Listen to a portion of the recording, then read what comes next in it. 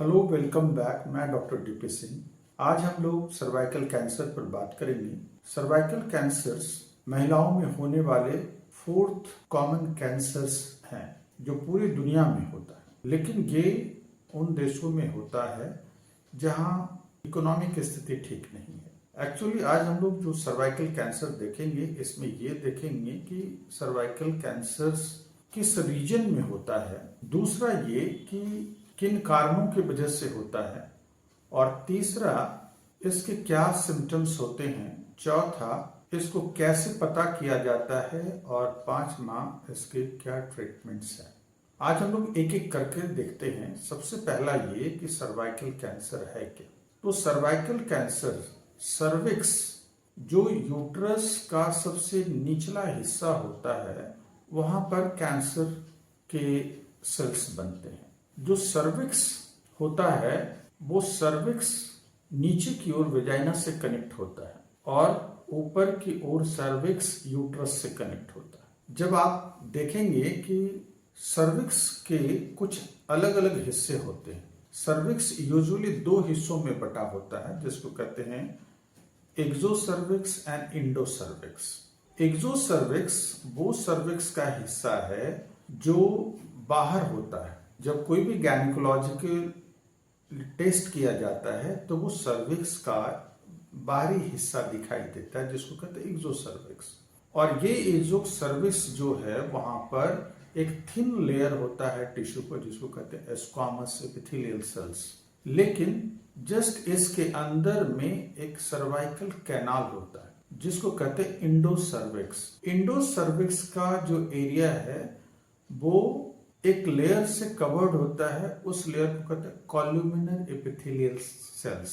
ये glandular cells है, इससे म्यूकस का सिक्रेशंस होता है। दो सर्विक्स दो जगहों पर, एक ग्लैंडुलर एपिथेलियल सेल और दूसरा स्क्वामस एपिथेलियल सेल, दोनों जहां पर मिलते हैं वो जंक्शन को कहते हैं स्क्वामो कॉल्यूमिनर जंक्शन, जहां पर कॉल्यूमिनर एपिथेलियम और स्क्वामस एपिथेलियम मिलता है, या फिर इसको कहते हैं ट्रांसफॉर्मेशन जोन। यूजुअली जो कैंसर्स हैं इन्हीं रीजन में होता है। सबसे ज्यादा मोस्ट कॉमन जो कैंसर्स होते हैं ट्रांसफॉर्मेशन जोन के पास ही होता है, जो स्क्वामस एपिथेलियम के बने होते हैं।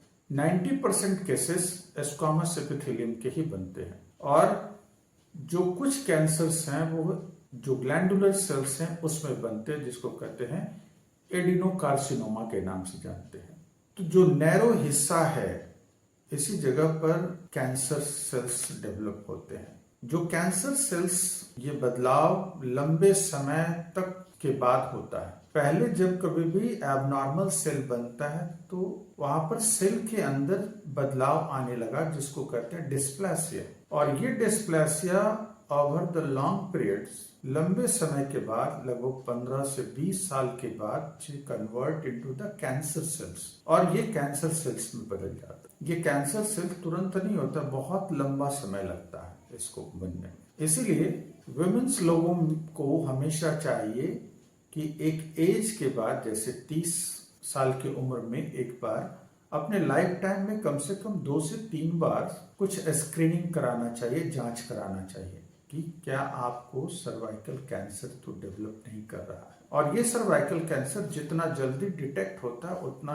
आसान इसके इलाज हो जाते हैं और उतने अच्छा क्योरेबल रेट इसका जाता है। आखिर ये सर्वाइकल कैंसर होता क्यों है? तो सर्वाइकल कैंसर के कारण है ह्यूमन पैपिलोमा वायरस के इन्फेक्शन, जो सेक्सुअल ट्रांसमिशन के जरिए फैलता है, या फिर मल्टीपल सेक्स पार्टनर के साथ सेक्स करने के कारण फैलता है। ये एक इन्फेक्शन है। यूजुअली जो सर्वाइकल कैंसर के होते हैं, ह्यूमन पैपिलोमा वायरस के इन्फेक्शन अगर 90% केसेस में देखा जाता है कि इन्फेक्शन था, लेकिन 90% केसेस में कोई ट्रीटमेंट नहीं लिया गया, उसको पता नहीं किया गया, जिसके कारण ये आगे चलकर कैंसर का रूप लेता है। उन लोगों में भी होता है जिन लोगों में HIV के इन्फेक्शन है, जिन महिलाओं को HIV के इन्फेक्शन हुआ, उन लोगों में कैंसर के, सर्वाइकल कैंसर के रेट 6 गुना अधिक ज्यादा होता है। और दूसरी तरफ कुछ केसेस हैं जिसमें ना तो वो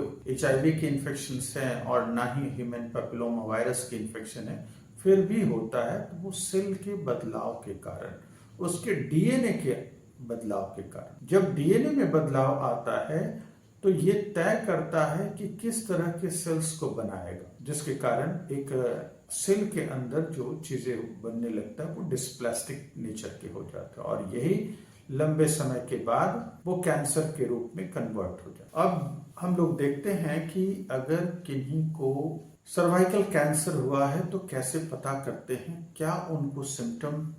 पहले तो हम लोग देखते हैं कि जब कभी किसी को सर्वाइकल कैंसर हुआ हो तो क्या सिम्टम के जरिए वो इंडिकेट करेगा। तो सबसे पहला होता है ब्लीडिंग आफ्टर इंटरकोर्स के बाद उनको वेजाइनल ब्लीडिंग स्टार्ट हो जाता है। ब्लीडिंग बिटवीन द पीरियड, जो वुमेन्स मेनोपॉज में नहीं गई हैं, वो 30-40 की उम्र में है, तो वो जो ब्लीडिंग का पीरियड टाइम है 28 डेज जो साइकिल है मेंस्ट्रुअल साइकिल का, उसके पहले ही ब्लीडिंग स्टार्ट हो जाए। या फिर ब्लीडिंग आफ्टर मेनोपॉज अचीव कर ली है, 50-55 की हो गई, उसके बाद से अब उनको ब्लीडिंग होने लगा। वाटरी और blood mix discharge from the vagina, blood और पानी जैसा मिक्सअप मटेरियल अगर वेजाइना से डिस्चार्ज हो रहा है तो भी संभावना है। और जो डिस्चार्ज होता है वो काफी फाउल स्मेलिंग होता है, बहुत ही खराब स्मेल देता है। इसके साथ साथ वैसे महिलाओं में बैक पेन की शिकायत होते हैं और पेल्विस में जो पेट के निचले हिस्सा जिसको लोअर एब्डोमेन कहते हैं वहां दर्द होता है। ऐसे महिलाओं की वेट लॉस भी होने लगता है, धीरे धीरे उनकी वजन में कमी आता है, उनको भूख लगना कम हो जाता है और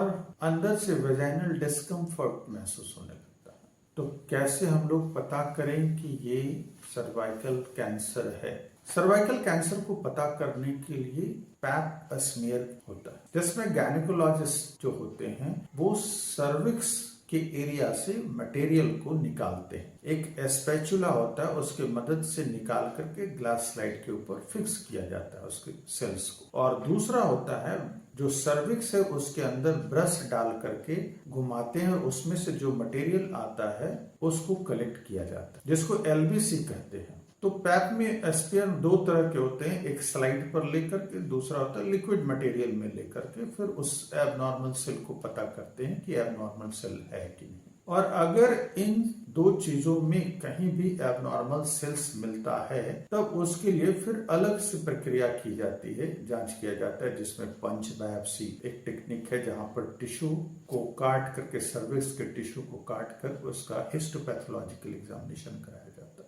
अब ये सवाल उठता है कि पता चल गया कि अगर ये किस स्टेजेस के हैं, स्टेज 1, स्टेज 2, स्टेज 3, तो उसके हिसाब से फिर ट्रीटमेंट दिया जाए। तो सबसे पहला अगर हम लोग बात करें कि क्या करना चाहिए, तो सबसे पहला है कॉल्पोस्कोपी। कॉल्पोस्कोपी से visualise the area of the cervix and locate the site of lesion. जो सर्विक्स का एरिया है उसको देखते हैं और किस जगह पर लीजन है उसको पता करते हैं, फाइंड आउट करते हैं। और फिर वहां पर कुछ टेक्निक होते हैं जिसमें इलेक्ट्रिक एबलेशन किया जाता है, जिस एरिया में बना है एबनॉर्मल सेल उसको जलाया जाता है, या फिर क्रायोथेरेपी करते हैं जहां पर एक कूल फ्रीज जो सेल्स हैं उसको फ्रीज कर दिया जाता है। तो ये अलग अलग चीजों को करके उसको ट्रीट किया जाए। लेकिन सबसे इंपॉर्टेंट यहाँ बात है प्रिवेंशन का, कि अगर सर्वाइकल कैंसर को प्रिवेंट कर दिया जाए तो वो ज्यादा बेहतर है। तो प्रिवेंशन के लिए क्या करें, तो सबसे पहला है सर्वाइकल कैंसर के प्रिवेंशन के लिए अवेयरनेस प्रोग्राम। स्कूल कॉलेजेस में अवेयरनेस प्रोग्राम चलाना चाहिए सर्वाइकल कैंसर के लिए, जिससे लोगों में ये बात समझ में आए कि क्या करें और क्या ना करें। दूसरा है वैक्सीनेशन के लिए अवेयरनेस फैलाना। आज पूरे वर्ल्ड वाइड में वैक्सीनेशन के लिए प्रोग्राम चल रहा है, जिससे 9 से 14 साल वाले जो गर्ल्स हैं उन लोगों में वैक्सीनेशन दिया जाता है, जिससे कि बिफोर द सेक्सुअली एक्टिवेटेड, और इन लोगों को दे करके जिससे कि ह्यूमन पैपिलोमा वायरस से बचा जा सके। और नेक्स्ट है उन महिलाओं को जो एज 30 और 45 के एज में है उनको अपना स्क्रीनिंग कराना बीच बीच में, जिससे कि ये पता चले कि क्या कोई वहां पर किसी तरह के चेंजेस तो नहीं हो रहे, या फिर ह्यूमन पैपिलोमा वायरस का टेस्ट कराना कि कोई उसके वायरस का इन्फेक्शन तो नहीं है।